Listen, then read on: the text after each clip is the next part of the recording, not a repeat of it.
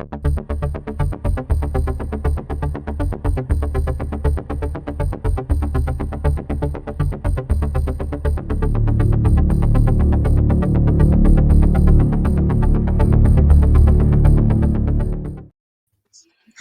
Marylyn. Hi, Jocelyn. Thanks for Hi. having me. Hi, how are you? Good to see you. Good Did to you see like you the too. picture I got of you? I know. Well, I was watching those pictures that you were doing, and I couldn't help but think, earlier in the week, like how scary it is to have a son. Like, and that girls can just make up whatever they want. And I have two daughters too, and it's for the first time probably in US history, it's becoming more scary for men than it is, like, and that's the first time. And I don't mean to like take away from, females and what they go through sometimes, but I'm talking about, like, if you can just throw out false accusations like that, it's just a really scary world for our sons. It is, and these people that throw out these false accusations can destroy their lives. They get put on lists so they can never do this, never do that, being accused of things that they've never done, and for what? And for what? It's disgusting, and it's just the whole thing of lying. Who The does? fact that there's no police report from that day speaks volumes, because if if E. Jean Carroll was really raped, then you think that she would have went to the police. I don't know. It's just, I think if I was, we live in a lawless America right now. So We do. And I mean, as one of the Noble Nine, if none of you knew, Marilyn's one of the Noble Nine. Actually, so was her husband. And my son. And your son, that's right.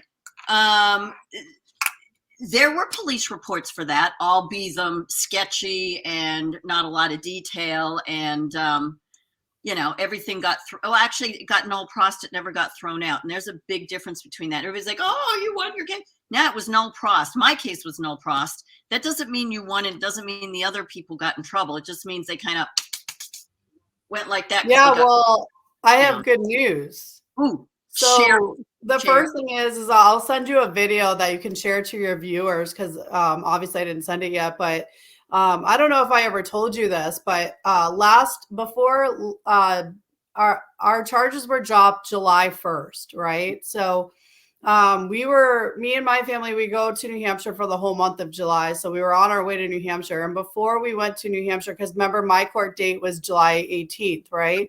So I was doing all kinds of interviews with people about the update for the New Hampshire 9. So Dean, my son, heard me doing interviews. And so he walks up to me and he goes, "Mommy, I think it's my fault I got you arrested." He said I was being too loud. And AJ, so quick with it, took out his camera and started recording the conversation. But it just was really heartbreaking. And what happened that day has really damaged my son more than I even realized. So the good news is that I was talking to my lawyer today about the whole Jovan incident. And I was like, hey, I want to talk to you about the New Hampshire 9 arrest. And he is like, okay. And so I told him all about it. I told him like what my son has been through. I told him, and he wants to see the whole video with the timestamps tomorrow. And I'm pretty sure he's going to take it on. So good. I'm really excited for that. Like, it needs to. There were 3 total meetings. I went to the first 2, and the third one I couldn't go to. It's just absolutely blows my mind in watching that. The signals with Sununu and Dick Tracy over there, and what my best friend. Yeah, just because it's unethical doesn't make it a criminal violation. I said at the beginning of my show, when the judge when the judge gave the decision on our case for standing, he said, well, if the Secretary of State broke state law, no foul, no harm, because everybody was injured equally. Yeah. Oh, you're allowed to break the law. And if everybody's injured equally, it makes it okay. Same thing as what you're hearing. What is wrong with the court system in New Hampshire? What is wrong with the Board of Ethics? What is wrong with, I forget what the name of the board is, but they're the ones that oversee the rules and regulations and are supposed to hold their own members accountable. Oh, but wait a minute. Judges are part of the Bar Association. So kind of a good old boys club, isn't it? Yeah. I mean, we were told, remember the lawsuit that we worked on with Ivan and Brenda filed it? Yep. We were told that we had no standing because we're not police officers and that we can't, and basically we can't charge them. It just doesn't make any sense. And then they said that the election is over, so it's moot. Oh, really? It's a moot point. And you remember some of the best evidence that we have that clearly states that they broke the law came from you. And, you know, I just don't understand. I mean, so what, we allow these people to continue breaking the law because the election's over? Like, what we were hoping to do was change it going forward before it gets too late. Correct. Well, that's what the lawsuit that we filed at the beginning of November, we wanted to make sure that all undeclareds had picked a party for the primary. The primary is private, where it's Democrat or Republican, it's private. It's a selection. It's not an election. It's a selection. Yeah. And to have, you know, and so the drop dead date was June the 7th, 2023, and the Secretary of State broke the state law, extended it to October. So, all right, we'll let you get away with it once. We know you and your predecessor Gardner had done it for at least 20, if not 30 years, ignored the state law. But okay, you extended it to October. I'll give you that.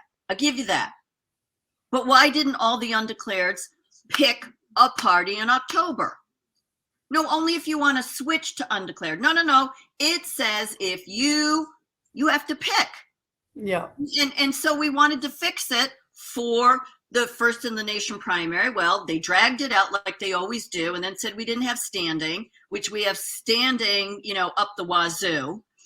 Karen Testerman has standing that's even 10 feet above ours, and ours is like on the 10th floor, and she's like on the 100th floor.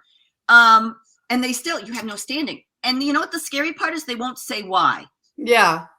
And that's why I like that Gordon McDonald, I think it was Gordon McDonald, and I was really surprised that he said this in Daniel's New Hampshire. Was it Gordon McDonald that said it? It was one, because I was shocked that he even said this, but he was like, well, if he doesn't have standing, then who does, you know? And the lawyer couldn't answer that question. And I thought that was I was really surprised that Gordon McDonald, or McDonald, however you say his last name, I'm really surprised that he asked that question. I was really surprised. He actually asked a lot of good questions. He did. And, you know, CYA, but whatever, do it, dude. And then he used the Moore v. Harper, which, you know, which had been decided in June, and Daniel brought forward. And so he knew that was the law of the land. That was going to rule, and that was standing just on that alone.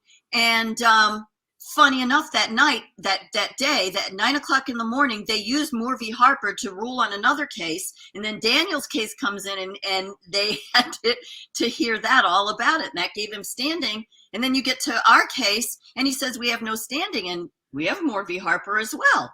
And so it's within all these different courts, these different judges, they all have different rules. Who was your judge? Judge LaPointe. He's from Nashua.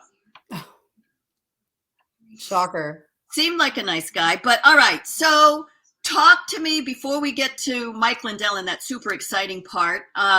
Talk to me about Jovan, the grifter, and the latest on him, because you put out an absolutely fabulous Facebook post about what was going on. again, full disclosure like you've done before about where the money was going, what happened to it, what you're doing with it. When somebody said the IRS was coming after you and it got published in Granite Rock, you provided all the details, every piece of paper, and in the end, the IRS never came to you because they had nothing on you. And here we go again. You know, people just keep ripping down the good people, all of us, and I don't know why. They got nothing better to do. But talk to us about Jovan and what you're doing for that situation. Yeah, and I just want to, go touch on your point that we really got to stop eating our own, and that's really important for New Hampshire to. What's the loud noise? It's okay. Sorry, that was my mom asking a question. Oh, it's okay. I'm saying, New Hampshire has to stop eating its own, and New Hampshire's got to start, rallying with each other instead of pointing their guns at, people in their foxholes, because that we're never going to win if we keep doing that. But, the update is Jovan originally, after I released the video, he, contacted his lawyer. His lawyer contacted me and offered me $15,000 settlement. And in that settlement agreement, he basically said that basically it was like an NDA that I was never allowed to talk about it again, which I am a blunt, honest person. I'm not going to sign something to have to be quiet about it, right? Like, it's just not going to happen. And then the last clause, so the contract read, so let me give you full disclosure before Jovan goes on and says that I'm lying and I'm misrepresenting facts. So the contract agreement said $30,000. Jovan was going to release $15,000 immediately, and then I was going to have to get $15,000 back from his contractors, or if his contractors paid back the $15,000, he would release it to me. And I was like, no. So basically, it was his way of saying I offered her $30,000, but we all know that I was only going to get $15,000. So I'm not even. That's why my brain doesn't think of the $30,000. So although his exit agreement did say $30,000, the only reason why he put it in a way like that is because I said to him, if your contract says anything less than $30,000, don't even send it. You're wasting your lawyer's time. You're wasting your money. You're wasting your lawyer's time. I'm not signing anything for less than $30,000. And so he manipulated that into, all right, well, I'm going to release $15,000 within 10 days of you signing this.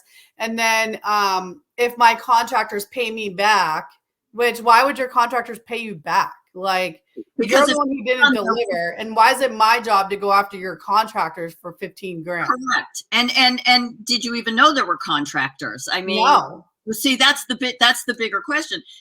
Where in the contract did it say he had contractors? Where in the contract did he even indicate that? And then, he takes, and this $30,000 for everybody is money that was donated from very generous people across New Hampshire to help us do a documentary that showed all about the machines, how they stole the vote, how they cheated, how they manipulated.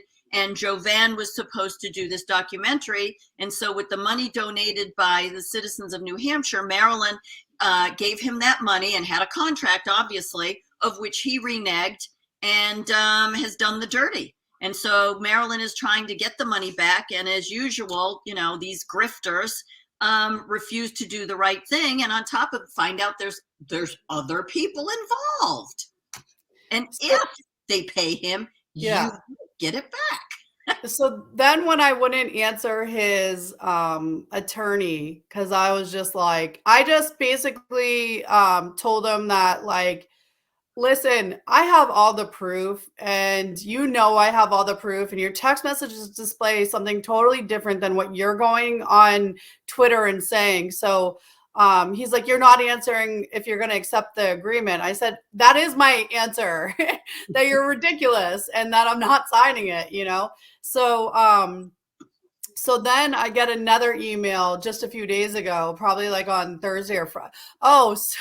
So then I wake up one morning and I check my email, and his lawyer it says that I'm a crazy person and that I'm twisted and like all of this stuff. And I was just like, what kind of professional like lawyer sends this? And I think he sent it to me by accident, or it was like some kind of trick that I didn't fall for or something. I don't really know. But I wrote back and I was like, don't ever contact me again. Like, I don't deal with people who are trying to bully me. And so then I posted it on Twitter, right? And so in his email is his public business.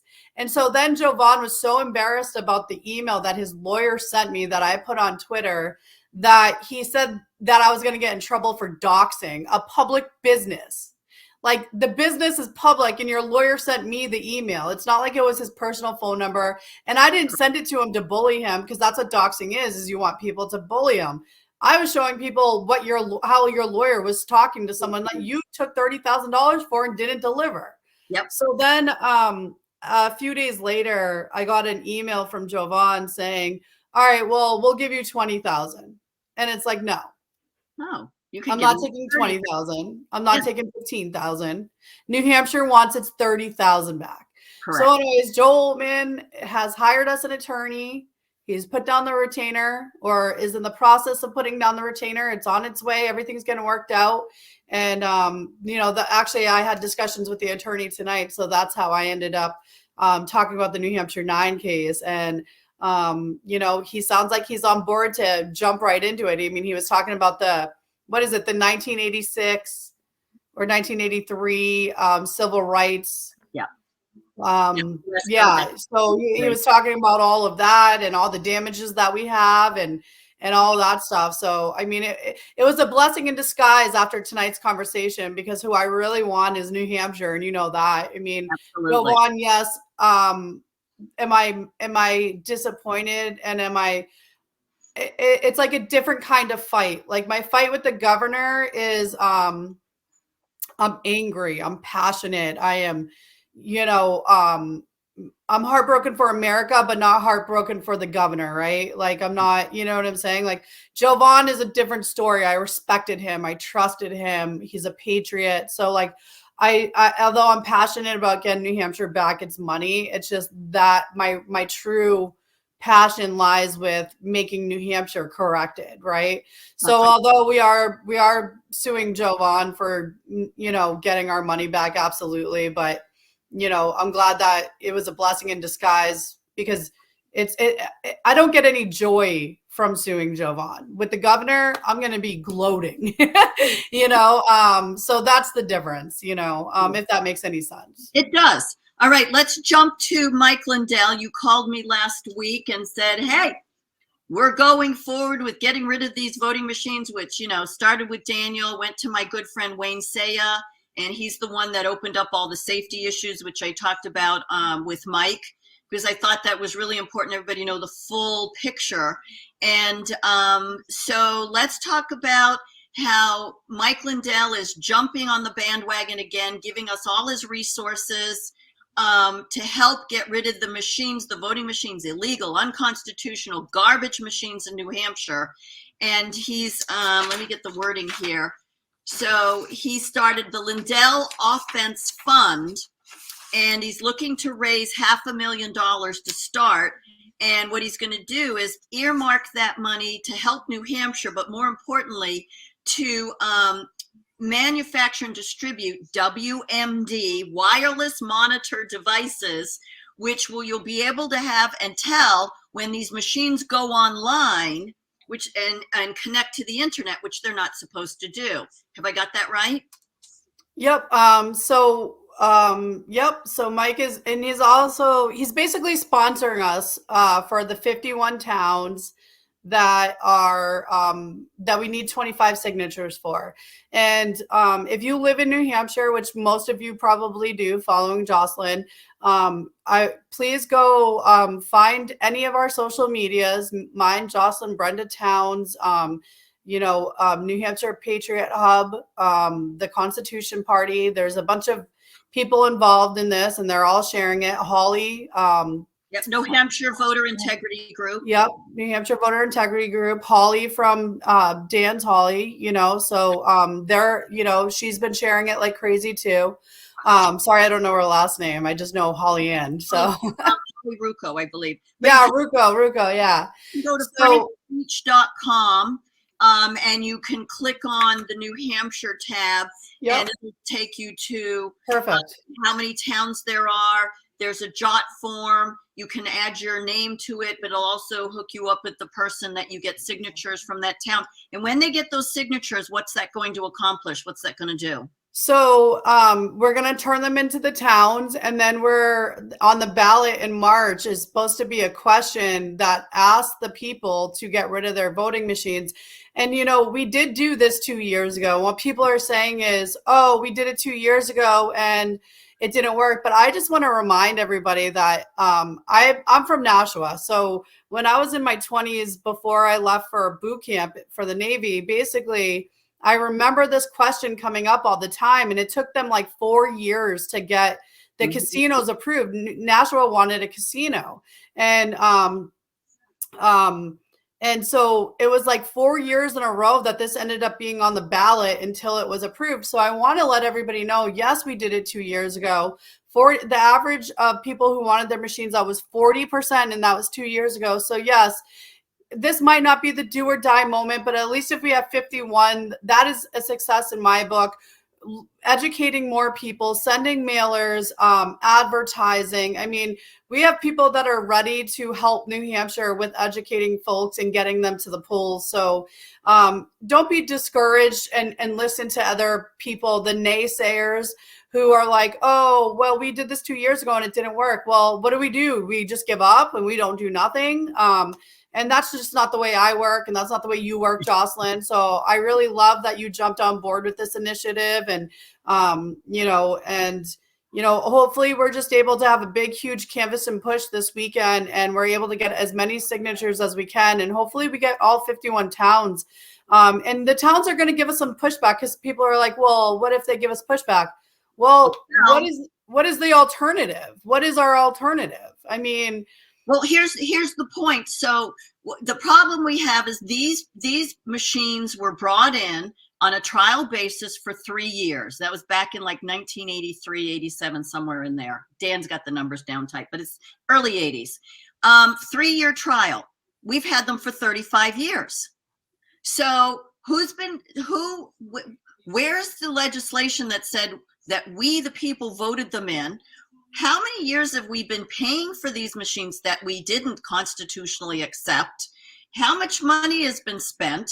They have maintenance contracts with a company called LHS, which does 6 or 7 New England states, and they all do the programming and the maintenance on them. So they're 35 years old. They have never been certified. You know, when you buy a toaster and it has a little tag, it has a UL on there, United Laboratories. And if you're a dummy and you take the cover off and take the screws off, it's no longer certified. It's no longer warranty. Well, these voting machines are exactly the same. So every time they do maintenance, every time they replaced a clock, replaced a this, did that, oh, we did this, we did that, they've never been certified.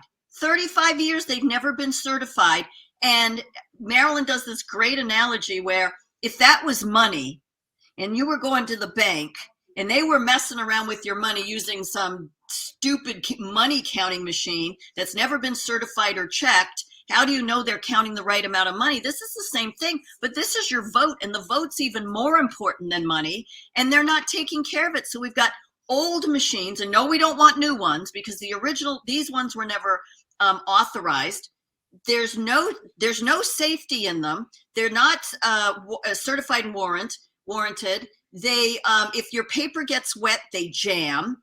We found out that several towns took out the dividers, and the divider moves them into one box or the other, and they never told anybody. They took the diverters out. Nashua was one of them. On top of that, they went, and we've got in Dan's case, they admitted on the record that they cut the cables. Yeah, So they cut them in all of New Hampshire. And that's just a figment of your imagination. They try to manipulate New Hampshire. And I think I've told you this before. So they cut the telephone wires to show that it doesn't go online, right? But what they don't show you is the inside of the machine, and there's a COM port. And the communication port is what connects it to the internet. And these machines have wireless modem devices that you can buy on eBay for $100. Okay, so they want to create the illusion that they don't go online, so that's why they cut them. But they just want to, as New Hampshire's very good at, they just want to manipulate you into thinking that everything is okay on the machine. So I just hope that we're able to have a huge push and we're able to wake more people up, and we get all 51 towns. And if you can canvass any of those towns that are listed, go to, like Jocelyn said, go to frankspeech.com. You'll see the New Hampshire flag. It's like, it's on his sponsored. It's like right below his video, the first video that will come up. You'll see a big New Hampshire flag. You'll see all the towns. You'll see the job form. We've been live updating it. So hopefully we're able to, at least, we want at least be able to have the people go out and vote. Well, exactly. And so what it is you get the 25, preferably 30 or more signatures in those 50 plus towns, then they can put the question on the warrant article. So in March and April, when you vote, that question will be a warrant article question, and you can say no. And please, we love most of our town clerks. Moderators are iffy. Have to say that in full disclosure, because Marylyn and I have been up against them. So apparently unable to follow state law or actual rules and regulations. But we can't say, oh, it's too many ballots, they're going to be up all night. All hands on deck. Sort and count the ballots. They must be paper ballots. Sort and count. Stop with the machines, because if there's a legal problem, the machine is not human. It doesn't have eyes, and it can't testify in court. And, while you might feel bad for the town clerks and everybody, they do this twice a year. It's okay. Make sure they've got some extra help. Make sure you bring them coffee, bring them dinner, and not pizza and not donuts. Buy them a real dinner. Stand there and help them. For Pete's sakes, in France, they've got millions of votes and they count them in one night. All across the world, they count paper votes in one day and one night. So let's stop being a bunch of wusses, people. Get rid of these machines and let's get down to brass tacks. And this is what Mike Lindell and all the people in New Hampshire are trying to do. And we need your help. And there's two main points that I want to bring up, because there's some people that are like, I don't believe that there's anything wrong with these machines. But so we can prove, and I've already proven that if you want to believe that there's a paper fold that shorted 4 Republicans exactly almost 300 votes each, then you go ahead and believe that. But if it was a paper fold, it would have been like 186, 295. You know what I'm saying? It wouldn't have been 301, 299, 298. Like that's not how it works, because it wasn't like paper fold, like it just didn't make any sense. So anyways, there was definitely an algorithm in Wyndham. But anyways, let's say that there wasn't. Let's just say for giggles that there was no algorithm, when we and know that there was something else beyond that. But let's just say there wasn't. Why in the world would we risk our children's future?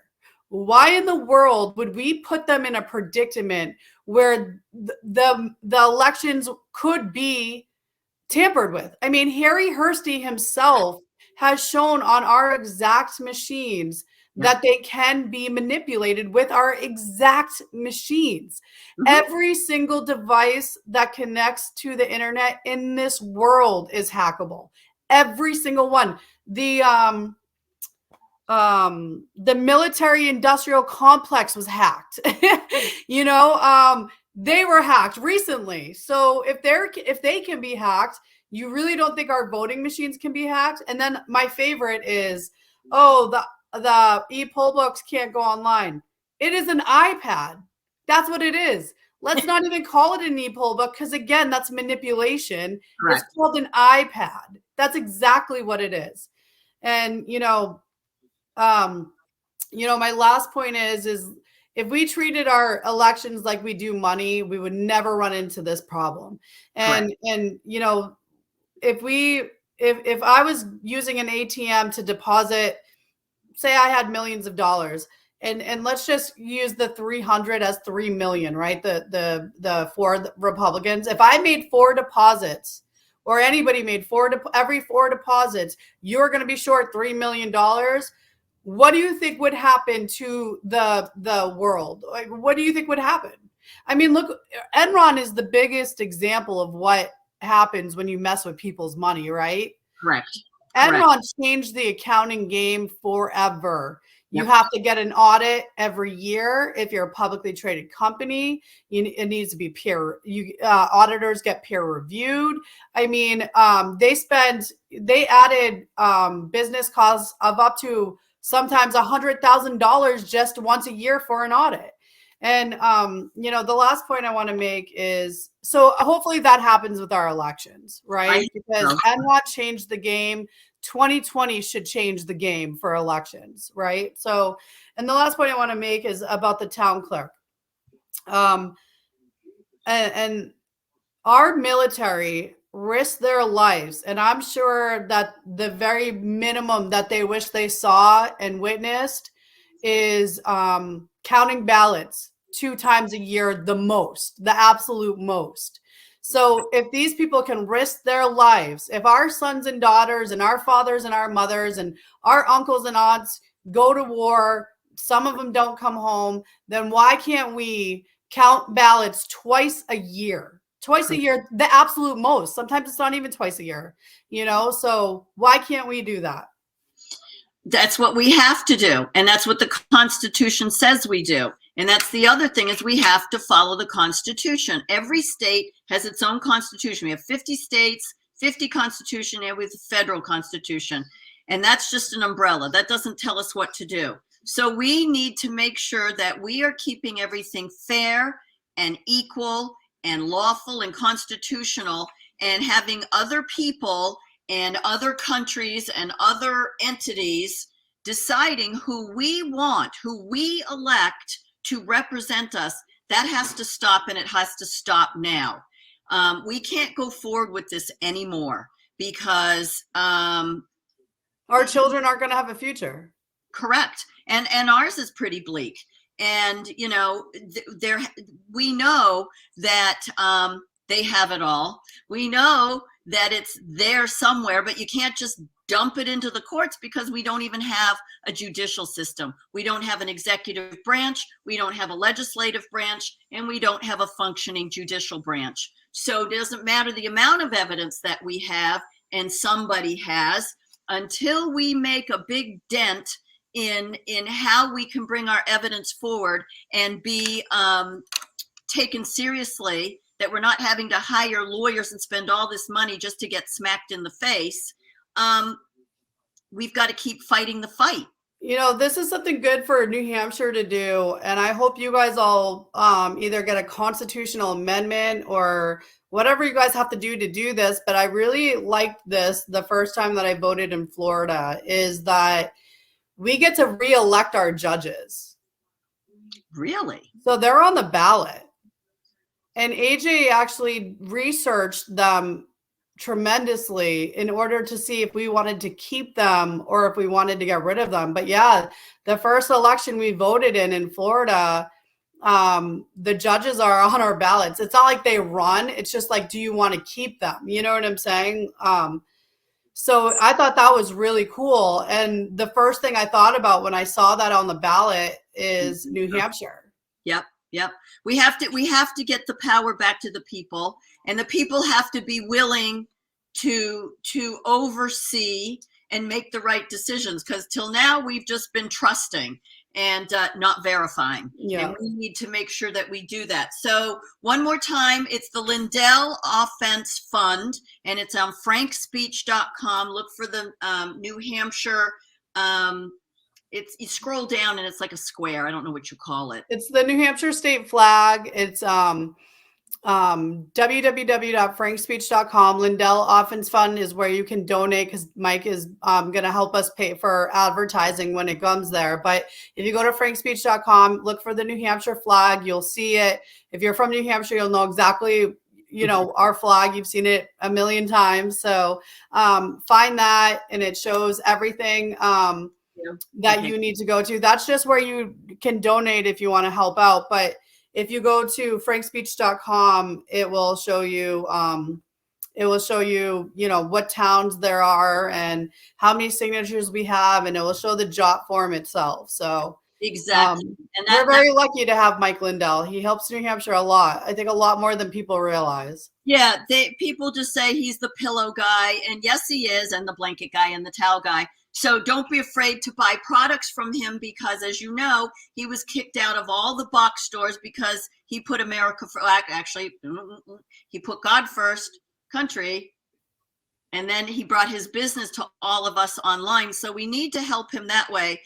But he's also, what money he makes, he sends and backs all the different states in our fight for voter integrity. And he's never stopped. So we need to support him, and we need to support the Offense Fund so he can help New Hampshire and other states. And like I said, you know, they want to distribute the wireless monitor devices. So as we have people monitoring, depending on what happens in the elections, we can be testing the machines and seeing when they're going online, and we can raise a flag and raise a ruckus that that machine is online. But we also all need to stand there. We need to count. We need to look at the absentee ballots, because absentee ballots are illegal and unconstitutional. There's no affidavit on them.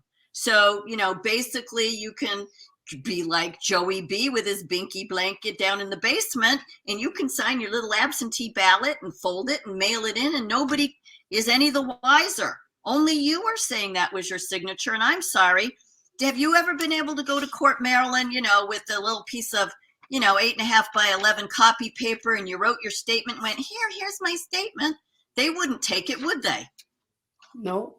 No, it has to be notarized, and that's what an affidavit ballot has to be, is notarized by the town clerk, or a notary, or a JP, and this is not happening. So we don't know who these people are. And that gives us non-equal protection under the law, because correct. if I walk in and show my ID and these absentee ballots aren't, just turn them in, and there's no affidavit and there's no notary stamp on there, that means they didn't have to show their ID. So why are they more special than I am?